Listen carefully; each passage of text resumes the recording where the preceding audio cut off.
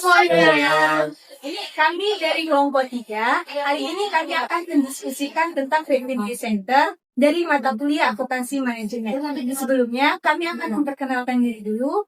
Saya Novrianti dan pastinya ditemani oleh rekan saya Sofiria Gata. Saya Salah Gusti Pramili. Saya Sari Sofiria Gata. Itu Om Sangat. Selamat menonton. Bye-bye.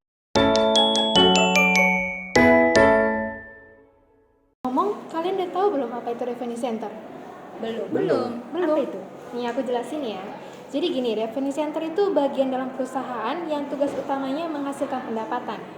Beda sama profit center ataupun cost center, revenue center itu nggak dinilai dari laba, tapi dari beberapa besar pendapatan yang bisa mereka hasilkan. Contohnya nih, departemen penjualan, divisi marketing yang ngurus promosi, ataupun outlet cabang yang langsung jualan ke pelanggannya. Nah, benar tuh. Tapi revenue center nggak cuma soal pendapatan doang. Ada juga biaya yang harus diperhatiin.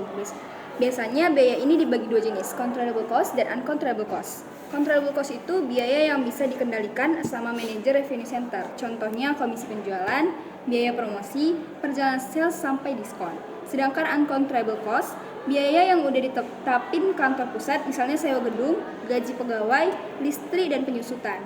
Nah, untuk yang ini, manajer penjualan nggak bisa ngapa-ngapain, cuma bisa nerima. Ya pantas saja biayanya harus dipisah. Coba kalau nggak dipisah, nanti penilaian kerja manajernya jadi nggak adil. Bayangin manajer penjualan tiba-tiba dibilang boros. Padahal yang bikin biaya bangka itu sewa gedung. Dan sewa gedung itu, mereka sama sekali nggak punya kontrol atas itu.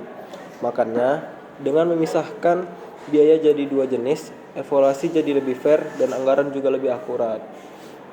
Oh gitu ya. Tapi jadi penasaran, sebenarnya siapa sih yang tanggung jawab sama biaya-biaya ini? Nah, kalau controllable cost itu sepenuhnya tanggung jawab dari manajer revenue center. Karena dia punya kendali buat naikin, nurunin, atau ngatur biaya tersebut. Nah, sedangkan kalau uncontrollable cost itu tanggung jawabnya ada di kantor pusat atau manajemen atas. Nah, makanya kalau misalnya biaya sewa listrik naik, ya nggak bisa tiba-tiba nyalain manajer penjualan gitu. Soalnya bukan dia yang nentuin. Oh begitu, berarti biaya-biaya ini biasanya muncul dari aktivasi operasionalnya yang langsung berhubungan sama pendapatan.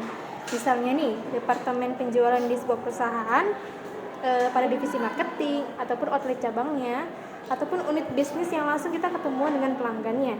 Pokoknya semua unit yang tugasnya cari omsetnya. Terus waktu munculnya biaya juga beda-beda. Ada yang harian, kayak komisi penjualan, ada yang bulanan, kayak listrik, internet, dan biaya operasional lainnya. Dan ada juga yang tahunan, kayak penyusutan gedung dan kendaraan operasional. Kalau gitu, gimana dong cara perusahaan ngendaliin biaya ini? Biasanya ya, perusahaan mulai dari bikin anggaran dulu. Nanti setiap bulan dicek anggarannya sama realisasi cocok apa tidak. Kalau misalnya biaya promo lebih gede, dari anggaran mereka menganalisis lagi promonya efektif apa tidak, pendapatannya naik apa tidak, ataupun jangan-jangan malah boncos nih atau turun.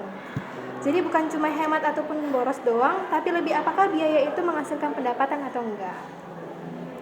Biar lebih jelas, contohnya itu ada perusahaan dengan controllable cost-nya 31.500.000, yaitu dia terdapat komisi, promosi, dan penjualan sales-nya. Lalu uncontrollable cost-nya yang sebesar 37.500.000, yaitu sewa gedung, gaji tetap, listrik, dan penyusutan.